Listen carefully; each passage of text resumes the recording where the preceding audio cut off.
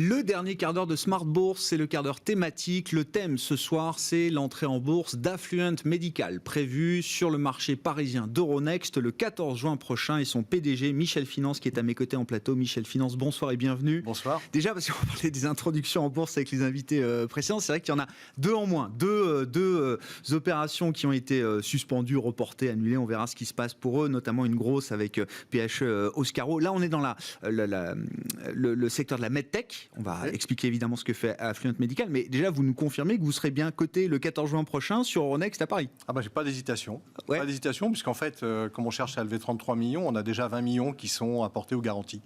Donc l'opération, et ça se passe bien. Et puis il n'y a pas de raison, j'ai déjà une certaine expérience de vidéo, on s'était rencontrés plusieurs fois. C'est vrai. Et on n'a pas pour habitude de ne pas les réussir. Et je pense que c'était important dans un marché actuel qui est, je dirais, fluctuant. Ouais. Je crois que c'est le mot, avec des succès, des échecs visiblement, des annulations, d'être à la bonne valeur et de savoir en fait ce qu'il faut faire pour que ce soit attractif. Bon, vous avez une longue expérience dans ce secteur des technologies médicales, medtech et biotech. Affluent Medical qui est né en 2018, c'est une société encore assez jeune, dans la galaxie Truffle, c'est ça, Michel Finance, effectivement. Principal, Truffle. Voilà, vous avez été chez Teradiag, Neovax, Carmat, qui était le grand succès initial de Truffle, en tout cas celui qui a marqué tous les esprits. Affluent Medical, donc MedTech, je le disais, qui développe des prothèses innovantes. Il y en a quelques-unes qui sont déjà à des stades assez avancés, deux dédiées à la cardiologie, une dédiée à l'urologie. Expliquez-nous alors l'intérêt, les innovations qu'il y a derrière ces prothèses, qu'apportent ces dispositifs médicaux dans les deux indications, la cardio et urologie qu'on a pu citer, par rapport à ce qui existe ou ce qui n'existe pas d'ailleurs sur le marché. Alors, on va le prendre séparément parce que c'est pas le même modèle dans l'urologie ou dans la cardiologie. Alors, dans l'urologie, on s'attaque à l'incontinence urinaire. Alors, l'incontinence urinaire, c'est quoi ? C'est pas vital, mais c'est une qualité de vie. C'est un vrai problème de qualité de vie. Ça représente plus d'un tiers des plus de 85 ans qui souffrent d'incontinence. Si on regarde dans le monde entier, c'est 423 millions de personnes qui souffrent d'incontinence. Pour donner un autre chiffre, le traitement, si on peut parler de traitement, la manière de résoudre le problème, la pathologie, c'est de porter des couches. Ouais. 29 milliards de dollars de couches se vendent annuellement pour les adultes. On ne parle pas des couches pour enfants. Donc, il y a un vrai besoin. J'ai en tête qu'au Japon, on vend aujourd'hui plus de couches pour adultes que de couches pour enfants. C'est valable dans le monde entier. Dans le monde entier ? Dans le monde entier, on vend plus de couches pour adultes dans le niveau global que pour les enfants. Même alors j'avais pas cette... Le Japon, c'est vieillissant, donc ça peut comprendre, mais c'est valable, c'est un chiffre qui est valable pour le monde entier. Alors, c'est quoi l'incontinence urinaire ? Vous avez différents stades. Nous, on vise vraiment le stade avancé, c'est-à-dire des fuites urinaires quotidiennes, invalidantes, socialement et même physiquement pour les gens. Et c'est environ, on estime totalement l'incontinence, c'est 400 millions dans le monde, et on estime que le sévère à modéré, qu'on veut traiter, c'est 100 millions à peu près par an. Alors, il y a un produit qui existe sur le marché, depuis 30 ans, qui est la référence parce que c'est le seul, c'est un sphincter artificiel. Donc le but, c'est de remplacer le muscle de l'urètre et le nerf qui génère le mouvement du muscle et qui ne se ferme pas correctement et qui est plus maîtrisé par la personne. Donc nous, on a développé un système urinaire simple implantable qui s'implante en 30 minutes. Donc célioscopie. Très peu invasif, c'est ça, voilà. C'est un petit système intégré. En 2 heures, c'est réglé, on est sorti de l'hôpital. Alors, non, ça se fait pas encore en ambulatoire, mais presque. Le patient rentre à l'hôpital le soir, sous contrôle, il est opéré le matin, il ressort le soir. Donc on est pratiquement dans l'ambulatoire, proche de ça. Et avec un système de télécommande très simple. Donc un petit anneau qui va se mettre autour de l'urètre. On a un petit boîtier en titane qui est relié à cet anneau, avec une batterie, avec un software, avec un logiciel, et avec une petite vis sans fin qui active en fait l'anneau. Et à la main du patient, on ouvre et on ferme, tout simplement. Et c'est une avancée considérable. Ah bah oui, si depuis 30 ans c'était un seul produit. C'est à la main du patient. Il y a différents types de pression en fonction de votre activité. L'anneau est réglable par le chirurgien, par l'urologue, en fonction de la physiologie du patient. Et en plus, c'est un produit qui est valable à la fois pour l'homme et la femme. Alors que le produit actuellement sur le marché, c'est Boston Scientific, comme une grosse société, bien sûr, l'a jamais enregistré pour la femme aux États-Unis. C'est un produit, je ne sais pas si on parle de durée de vie, mais c'est un produit qu'il faut remplacer régulièrement, un peu, pas du tout. Tous les 10 ans, on a une batterie qui dure, pour le moment, on l'a testée, avec 7 ouvertures par jour, fermeture, ce qui est correct. Sur 12 ans, on déclare 10 ans pour être sûr. Et il faut juste remplacer le petit boîtier, donc de nouveau une petite incision, 30 minutes. et ça remplace. Ah, mais c'est incroyable parce que c'est un besoin, mais énorme. Mais c'est un sujet macro, voilà, vous l'avez dit.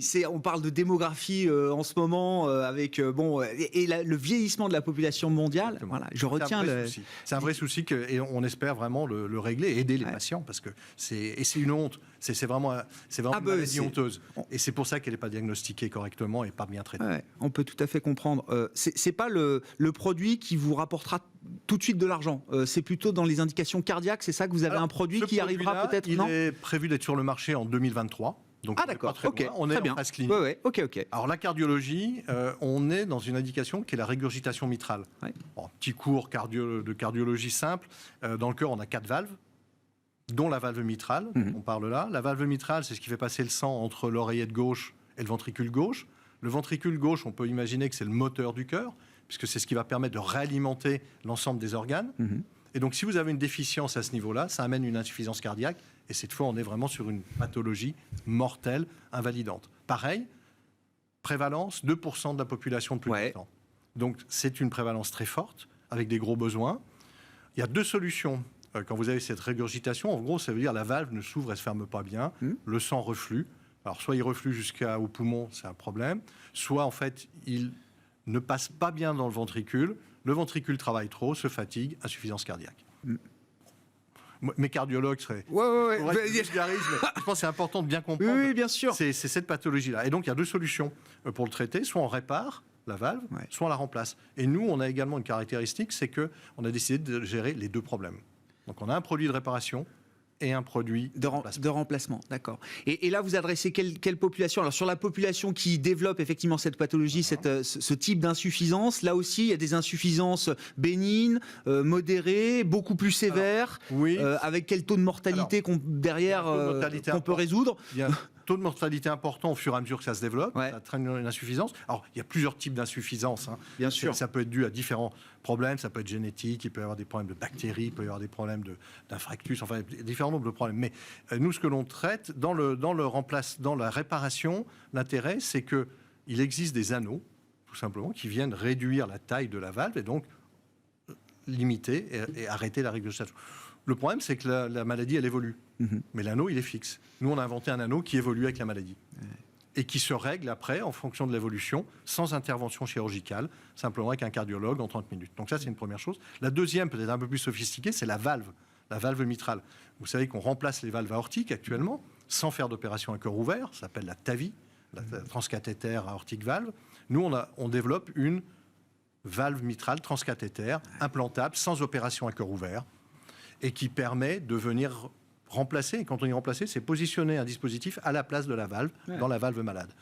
Et on le fait de manière transapicale. Et on a une caractéristique, comme tous nos produits différenciants, c'est qu'on est les seuls, et c'est un peu l'exemple de Carmat d'ailleurs, à faire une valve qui ressemble à la valve physiologique. Bioprothétique, c'est ça? Bioprothétique également. Exactement. Donc on a repris un peu ce modèle-là, et ça permet de recréer le flux sanguin dans le ventricule et de redonner. Alors on est en étude clinique dans ces 2 produits. Le premier, on devrait être sur le marché en 2023, donc on est proche du marché. Et la valve, ça prendra un peu plus de temps. On rentre en clinique, on a l'autorisation en Espagne, en Autriche et en Italie. On va implanter les premiers patients. Et là, on est sur une échéance de probablement 2025. Et là, vous parlez d'un marquage CE pour accéder commercialement au marché européen d'abord? D'abord. Alors, sur Artus, on va également faire des études l'urologie, l'urologie pour les États-Unis, avec, j'ai dit 2023 en Europe, on espère 2024 pour les États-Unis. Pour la valve, on va le faire en parallèle. Et donc, fin 2000, on est encore sur quelques trimestres, 2025, début 2026, à la fois aux États-Unis et en Europe. Merci beaucoup Michel Finance d'être venu nous parler d'Affluent Medical, de ces dispositifs médicaux, ces prothèses innovantes dans le domaine de la cardiologie, dans le domaine de l'urologie également, et cette introduction en bourse qui aura bien lieu donc le 14 juin prochain. Vous êtes en pleine période de souscription en ce moment pour lever entre 33 et peut-être jusqu'à 43 millions d'euros en fonction de l'exercice des options de surallocation pour Affluent Medical, donc qui sera coté sur le marché Euronext. C'est pas Euronext Gross, c'est Euronext.